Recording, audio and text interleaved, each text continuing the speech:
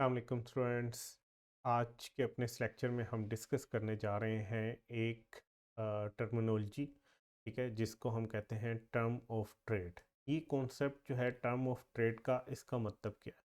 ठीक है, macro economics में टर्म ऑफ ट्रेड की जब बात आती है तो बेसिकली हम कह रहे होते हैं कि टर्म ऑफ ट्रेड एक वैल्यू होती है जो हमें बता रही होती है कि एक्सपोर्ट की प्राइस, जो हमारी एक्सपोर्ट्स हो रही हैं उनकी प्राइस डिवाइडेड बाय इंपोर्ट की प्राइस और मल्टीप्लाई बाय 100 है। तो इसका रिजल्ट हमें आ रहा होता है टीओटी की सूरत में, टर्म ऑफ ट्रेड की सूरत में। तो टर्म ऑफ ट्रेड क्या है? It is a ratio of export prices to import prices. Term of trade basically एक इंडेक्स बनाया जाता है जितनी भी आपकी एक्सपोर्ट हो रही हैं गुड, उनकी प्राइस का, और डिवाइड किया जाता है इसको एक इंडेक्स के साथ जो कि जितनी भी आपकी इंपोर्ट हो रही हैं उनकी प्राइसेस के साथ, और मल्टीप्लाई बाय 100 किया जाता है।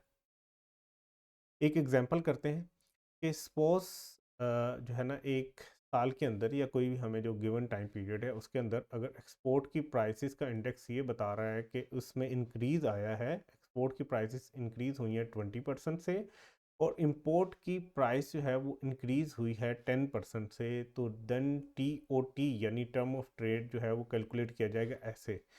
टी ओ टी इक्वल होगा 120। ठीक है, ठीक है, हम 100 को बेस बनाते हैं और इसमें 20% इंक्रीज़ आया है तो 120 आ जाएगी एक्सपोर्ट का प्राइस इंडेक्स, और 100 प्लस 10% जो है वो इंक्रीज़ आया था इंपोर्ट की प्राइस इंडेक्स में, तो 120 ओवर 110 मल्टीप्लाई बाय 100, तो हमारे पास आंसर आएगा टी ओ टी का 109.09, जो कि अप्रोक्सीमेटली आएगा 109 के बराबर।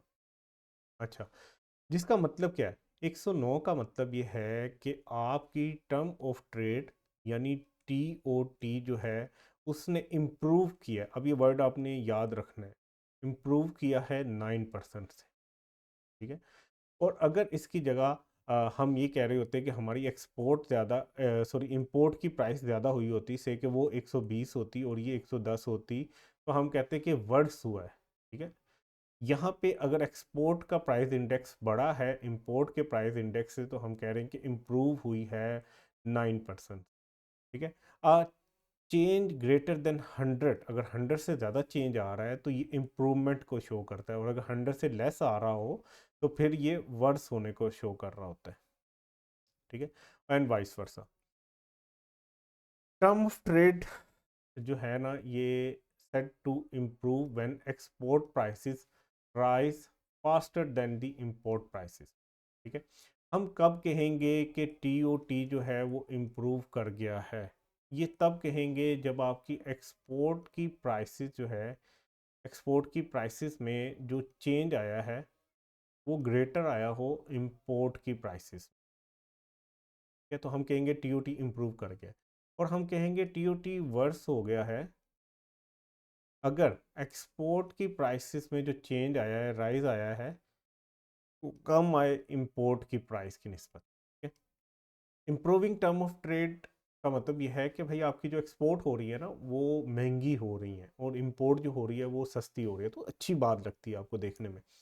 लेकिन हमेशा टीओटी का इम्प्रूव करना जो है वो ज़रूरी नहीं है कि इसकी वजह से बैलेंस ऑफ पेमेंट में भी जो है ना वो डेफिसिट कम हुआ हो या उसमें सरप्लस आया हो।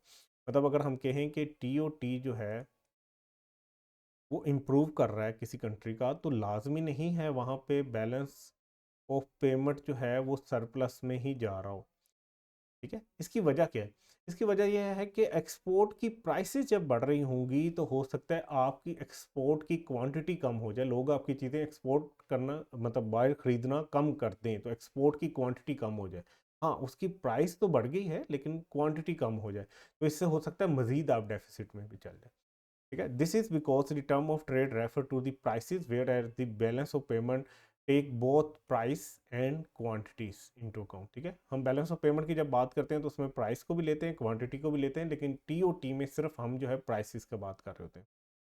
फॉर एग्जांपल, एन इम्प्रूवमेंट में इन टीओटी, ठीक है, caused by an increase in price of export may bring about proportionately greater fall in demand for export, leading to worsening the balance of payment situation। Sometime ऐसा भी होता है कि किसी economy का अगर टीओटी इम्प्रूव हो रहा है तो उसी टाइम उसकी बैलेंस ऑफ पेमेंट जो है वो डेफिसिट में जा रही हो। क्यों? क्योंकि उसकी एक्सपोर्ट महंगी है तो बाहर उसकी चीज़ों की डिमांड हो सकता है कम होगी हो, तो बैलेंस ऑफ पेमेंट जो है उसकी डेफिसिट में चली जाए। तो टीओटी तो दिखा रहा होगा कि अच्छी बात है, आपकी एक्सपोर्ट की प्राइस बढ़ गई है, लेकिन सेम टाइम पे आपकी बैलेंस ऑफ पेमेंट हो सकता है डेफिसिट में चला जाए। टीओटी उस टाइम अच्छी बात शो कर रहा होगा और साथ साथ बीओपी भी उस टाइम ज़्यादा बेहतर रिजल्ट शो कर रहा होगा जब आपकी एक्सपोर्ट ऐसी है जो कि आप कह लो कि इन इलास्टिक डिमांड रखती है। जैसे पेट्रोल की प्राइसेस बढ़ेंगी तो वो टीओटी भी बेहतर लगेगा, और लाजमी बात है कि उसकी क्वांटिटी भी नहीं कम हो रही होगी, उसकी डिमांड भी नहीं कम हो रही होगी, क्योंकि उसकी डिमांड इन इलास्टिक है, तो बैलेंस ऑफ पेमेंट भी सरप्लस में जाएगा। अदरवाइज नॉर्मल गुड्स के लिए टीओटी अगर इंप्रूव हो रहा है तो हो सकता है कि उसका बैलेंस ऑफ पेमेंट जो है वो डेफिसिट में चला जाए। अच्छा, अब नेक्स्ट टॉपिक है कि इम्पोर्टेंस क्या है बैलेंस ऑफ पेमेंट की कैलकुलेशन की। ये जो हम कैलकुलेशन कर रहे होते हैं बैलेंस ऑफ पेमेंट की, हमने एक पूरी डिटेल स्टार्ट में पढ़ी इस चैप्टर के, ये कैलकुलेशन करने की ज़रूरत क्या है।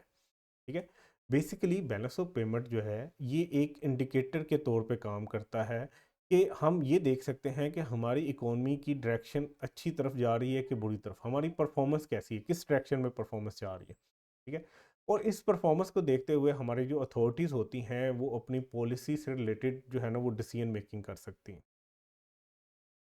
फॉर एग्जांपल, अगर बीओपी में डेफिसिट आ रहा हो, अगर बीओपी में डेफिसिट आ रहा है तो इसका मतलब क्या है कि एक्सपोर्ट्स किसी कंट्री की कम है उसकी इंपोर्ट से। तो जब हम ये बैलेंस ऑफ पेमेंट बनाएंगे, वो जो हमने एक स्टार्ट में बनाया था जिसका एक करंट अकाउंट था, एक फाइनेंशियल और कैपिटल अकाउंट था, वो सारा बनाने के बाद हमारे पास गवर्नमेंट के पास एक डाटा आ जाएगा। ठीक है, बैलेंस ऑफ पेमेंट की मदद से अब उसको ये पता चल जाएगा कि हमारी एक्सपोर्ट कम है, इंपोर्ट ज़्यादा है। तो गवर्नमेंट काम कर सकेगी वीक एरियाज़ के ऊपर अपनी इकोनॉमी के। ठीक है, मतलब वो एरियाज आइडेंटिफाई कर लेगी जहाँ पे हम इंपोर्ट कर रहे हैं ज़्यादा, और हमारी अपनी करंट इकोनॉमी के अंदर जो उसकी प्रोडक्शन है वो सही नहीं हो रही। ठीक है, suppose that balance of payment of a country is in deficit, यानी कि एक्सपोर्ट कम है इंपोर्ट ज़्यादा है, मींस वॉल्यूम और value of export is less than its import. Government should struggle to improve its export quality और quantity. तो फिर हमें क्या करना है, अब इस सूरत में हमें बीओपी से ये पता लगा कि हमारी इंपोर्ट ज़्यादा है एक्सपोर्ट कम है, हमें अपनी एक्सपोर्ट को बढ़ाना है। कैसे बढ़ाएंगे? हम अपनी एक्सपोर्ट की क्वांटिटी किसी तरह बेहतर करें, बाहर ज़्यादा भेज सकें, या क्वालिटी पे काम करें ताकि वो बाहर ज़्यादा जा सके। अच्छा, उसके बाद क्या हो सकता है कि इसकी मदद से, बीओपी की मदद से हम एक प्रोटेक्शन पॉलिसी बना सकते हैं, हमारी गवर्नमेंट एक प्रोटेक्शन पॉलिसी बना सकती है जिससे गाइडेंस मिले कि हम बैलेंस ऑफ पेमेंट की अच्छी पोजीशन पे पहुंच जाए। For example, if balance of payment of a country is in deficit, यानी कि इंपोर्ट उस कंट्री की ज़्यादा है एक्सपोर्ट से, it means government should put some restrictions on import. तो इसका मतलब यह है कि गवर्नमेंट को कुछ रिस्ट्रिक्शंस लगानी पड़ेंगी इंपोर्ट के ऊपर। ठीक है, तो should provide subsidies to improve the balance of payment. अब अगर हमारी इंपोर्ट ज़्यादा है और एक्सपोर्ट कम है तो इसका मतलब यह है कि बहुत से हमारी इकोनॉमी के वो इंडस्ट्रीज़ हैं जहाँ पे हमारी जो है, सॉरी ये मेरे पीछे चला गया है, इसको मैं थोड़ा सा साइड पे होकर एक दफ़ा आप इसको पढ़ लें। अगर हमारी इंपोर्ट ज़्यादा है और एक्सपोर्ट कम है तो कुछ एरियाज़ ऐसे होंगे जहाँ पे हमारी जो लोकल गुड्स हैं वो या तो अच्छी नहीं बन रही, या बन ही नहीं रही तो हमें बाहर से इंपोर्ट करनी पड़ती है। तो अब हमें इंपोर्ट के ऊपर जो है ना वो रिस्ट्रिक्शन लगानी पड़ेगी, लाइक इंपोर्ट के ऊपर हम हो सकता है टैक्सेस लगाएं, ड्यूटीज़ लगाएं, ताकि इंपोर्ट को कम किया जा सके। जब इंपोर्ट कम होगी तो हमारी लोकल गुड्स ज़्यादा बिकेंगी, उसकी जब डिमांड ज़्यादा होगी तो हो सकता है उनके जो मैन्युफैक्चर हैं उनके पास पैसे ज़्यादा आने से वो अपनी क्वालिटी को भी इम्प्रूव करें। अच्छा, अब डेफिसिट जो है ना वो वीक एरियाज, ये वही पीछे वाले पॉइंट है जो दोबारा रिपीट हो गया, ये इसी पॉइंट को दोबारा रिपीट कर दिया मैंने, ये इसको देख लीजिएगा। ठीक है, इसी तरह ये भी देख लीजिएगा। अब थर्ड पॉइंट के ऊपर आते हैं, ये बेसिकली थर्ड पॉइंट है। Position of balance of payment also help the government for budget allocation among different sectors of economy. अच्छा, जब बैलेंस ऑफ पेमेंट बनाते हैं ना तो आपकी गवर्नमेंट को ये भी पता लगता है कि कौन से एरियाज वीक है, किन किन सेक्टर्स के ऊपर मजीद काम करने की ज़रूरत है। तो government should allocate sizeable amount in budget to sectors of the country which has shown the poor performance in recent year.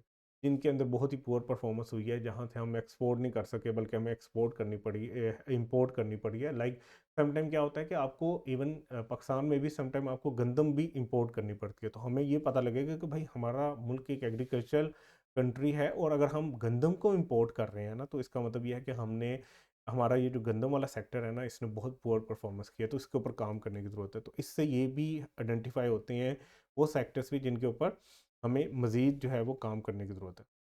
फिर हमारे पास चौथा पॉइंट है, अच्छा ये मैं नोट्स में ठीक कर दूंगा, जब इसको मैं नोट्स को अपलोड करूंगा ना उसमें ठीक कर दूंगा। ये बीओपी हमें गाइडेंस देती है कि हम कैसे अच्छी फिजिकल और मॉनेटरी पॉलिसी भी एक कंट्री की बना सकें। If balance of payment is in deficit means government should reduce interest rate. Monetary policy की बात हो रही है, एक अच्छी मॉनेटरी पॉलिसी बनाओ। अगर आपको लगता है कि आपकी इकोनॉमी में एक्सपोर्ट कम हो रही है, तो आप अपने इंटरेस्ट रेट को कम करो, ठीक है, जिससे क्या होगा कि मज़ीद इन्वेस्टमेंट आएगी, ठीक है, और एक्सपेंडिचर भी ज़्यादा होगा, जिससे आपकी चीज़ें बेहतर बनना शुरू हो जाएंगी और आपकी अपनी इंडस्ट्री ग्रो करना शुरू हो जाएगी, जिससे आप इंपोर्ट कम करोगे और लोकल गुड्स जो आपने बनाई होंगी उससे आपकी ज़रूरियात पूरी होंगी। फिर समटाइम आप डिवेल्युएशन पॉलिसी के साथ भी करेंसी की खेल के आप इंपोर्ट बैलेंस ऑफ पेमेंट को बढ़ा सकते हो। For example, in case of deficit government should encourage export और डिस्करेज इंपोर्ट, ठीक है। आपको पता है ना कि बैलेंस ऑफ पेमेंट अगर जो है वो ज़्यादा है, इसका मतलब ये डेफिसिट में है, तो इसका मतलब है कि इंपोर्ट ज़्यादा है एक्सपोर्ट से, ठीक है। अब आप एक काम कर सकते हो, एक डिवेल्युएशन पॉलिसी बना सकते हो। डिवेल्युएशन से मतलब क्या है कि आप अपने एक्सचेंज रेट को इस तरीके से चेंज करो कि आपकी पाक रुपी जो करेंसी है इसकी वैल्यू कम हो जाए। जब इसकी वैल्यू कम हो जाएगी तो आपकी जो करेंसी है ये यूएसडी के मुकाबले में सस्ती हो जाएगी। आप जो चीज़ें बेच रहे होगे बाहर, वो सस्ती लगेंगी बाहर वाले लोगों को, क्योंकि यूएसडी की वैल्यू ज़्यादा है, पाक रुपये की कम है। तो जब सस्ती लगेंगी तो आपकी एक्सपोर्ट बढ़ेगी, और इसके मुकाबले में आप जो इंपोर्ट कर रहे थे अब वो आपको महंगी लगना शुरू हो जाएंगी, क्योंकि आप यूएसडी में पेमेंट कर रहे हैं और पाक रुपये की निस्बत यूएसडी अब स्ट्रॉन्ग हुआ है, तो आपकी इंपोर्ट कम होना शुरू हो जाएगी। तो ये कुछ जो है ना इसकी इम्पोर्टेंस है। ये आज तक टेस्ट नहीं हुआ, बट जो है ना ये कर सकता है, एक टेस्ट तो आपको आना चाहिए, ठीक है। तो ये आप बस इनकी हेडिंग्स एक दफ़ा याद रख लीजिएगा, ठीक है। तो ये 1 2 3 4 5, ठीक है, ये 5 पॉइंट्स हैं, इनको याद रख लीजिएगा। इंशाल्लाह नेक्स्ट वीडियो में मिलते हैं। अपना ख्याल रखिएगा। अल्लाह हाफिज़।